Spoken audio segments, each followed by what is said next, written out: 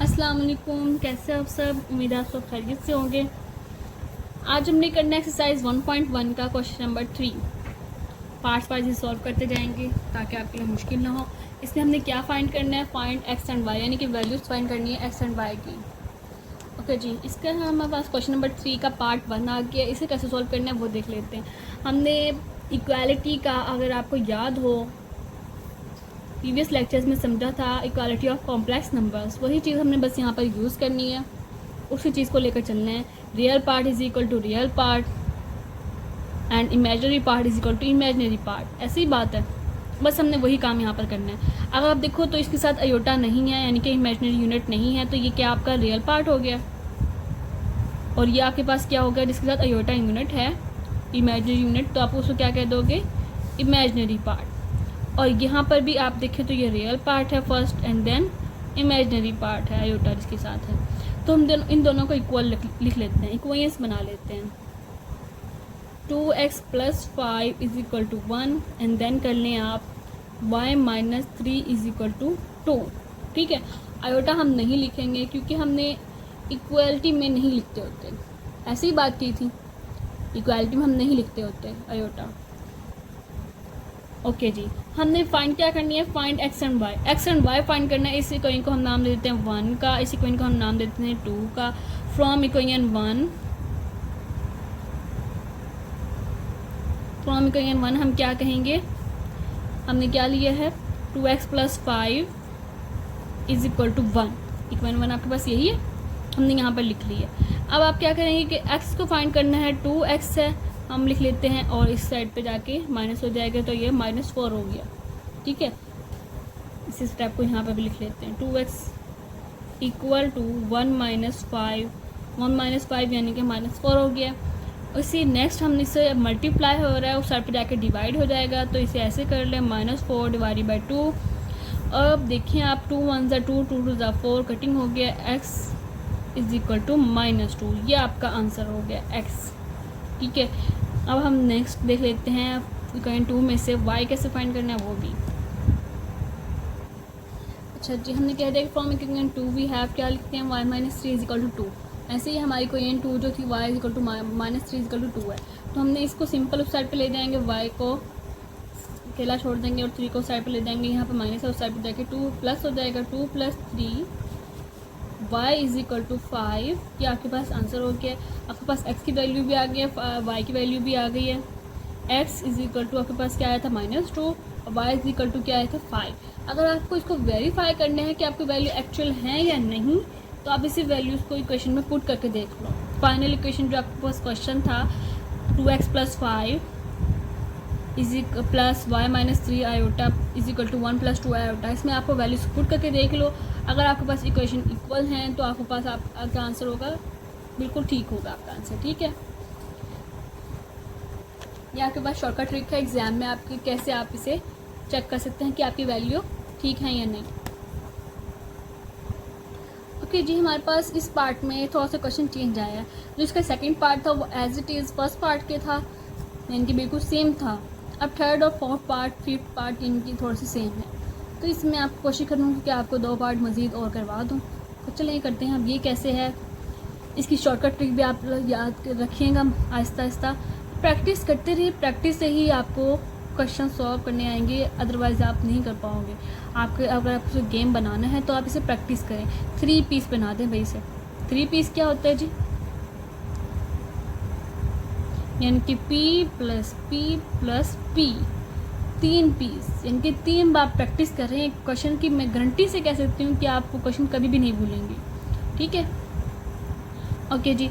अब ये क्वेश्चन आ गया है 2 + iota x 1 - 2 iota multiply y। अब इसमें आ गया, दोनों में इमेजिनरी पार्ट आ गया, उसको कैसे सॉल्व करना है ये देख लेते हैं।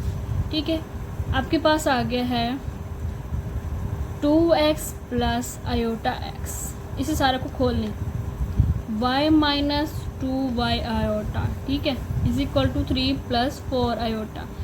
अब देखिए आप, जो आयोटा वाली टर्म्स हैं उनको इकट्ठा लिख देते हैं, 2x + y and then iota x plus -2 iota y is equal to 3 + 4 iota.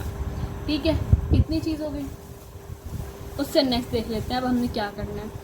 अब इन दोनों को वैसे ही क्लोज कर दें ब्रैकेट्स में जैसे हमने उस प्रीवियस क्वेश्चन में सॉल्व किया था। 2x प्लस वाई प्लस है यहाँ पर तो हमने प्लस ही रहने दिया, x माइनस 2y, आयोटा को हमने बाहर कॉमन ले लिया, माइनस एज इट इज़ था एज इट इज़ लिखा हुआ, ठीक है। इसे ऐसे कर लिया is equal to 3 plus 4 iota. Okay जी, अब ये क्वेश्चन आपका बिल्कुल सेम फर्स्ट के अकॉर्डिंग बन गया है। आप इसे खुद भी सॉल्व कर सकते हैं, लेकिन आपके लिए मैं यहाँ पे सॉल्व कर देती हूँ, इतनी तो मैं अच्छी हूँ। ओके जी, चले कर लेते हैं इसको, रियल पार्ट को रियल के इक्वल। ओके जी, real part is equal to real part, imaginary part is equal to imaginary part. इसे सॉल्व कर लेते हैं।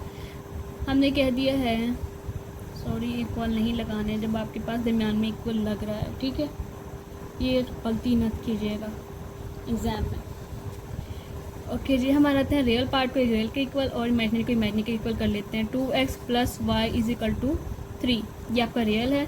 Then x minus 2y is equal to 4, ये आपका इमेजिनरी पार्ट है।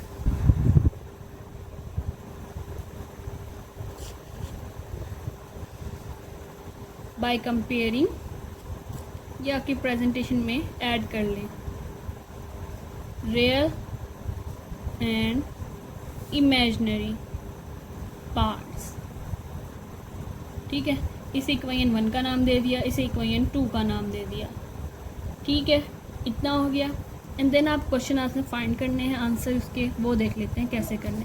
अब देखिए आपका फर्स्ट पार्ट जो था वो तो था इजी, ठीक है, कि आपने सीधा सीधा उसे कर लिया, आपका हो गया क्वेश्चन सॉल्व। अब इसमें आपने क्या करना है वो देख लेते हैं। ओके जी, यहाँ पे आ जाए जी 2x plus Y is equal to 3x minus 2y is equal to 4, ये आपके पास है। अब इसे कैसे करना है सॉल्व, कि आप इसे इजीली कटिंग कर सकें या वैल्यूज फाइंड कर सकें। किसी एक ना एक को तो कटिंग करना ही करना है। तो हमने फर्स्ट इक्वेशन को मल्टीप्लाई कर दिया है, इक्वेशन 1 मल्टीप्लाई बाय 4, ठीक है, सॉरी 2, क्योंकि हमने 2 के इक्वल लाना है नीचे वाले। ओके जी, इक्वेशन 1 को मल्टीप्लाई कर दिया है, 4x plus 2y is equal to 3, and then जो आपकी इक्वेशन 2 थी वो यहाँ पर लिख लें, x minus 2y is equal to 4। आपको सेम साइन चेंज करने की ज़रूरत नहीं है, क्योंकि ऊपर नीचे प्लस माइनस और सीधी सीधी कटिंग कर दें बस, ठीक है। अब नीचे आ जाए 4x plus x 5x is equal to 3 plus 4 is equal 7। x आपके पास क्या आ गया 7 डिवाइड बाई 5, ये आपके पास आंसर आ गया x का, ठीक है।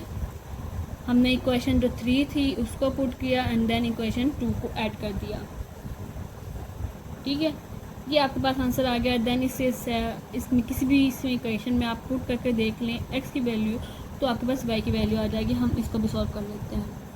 हमारे पास था क्वेश्चन, हमने 2 पूरी इक्वेशन के साथ मल्टीप्लाई किया है, 2 2 ज़ा 4 ज़ा x, 2 प्लस 2 2y, 2 3 ज़ा 6 and 6 plus 4 is equal to 10, ऐसे ही है।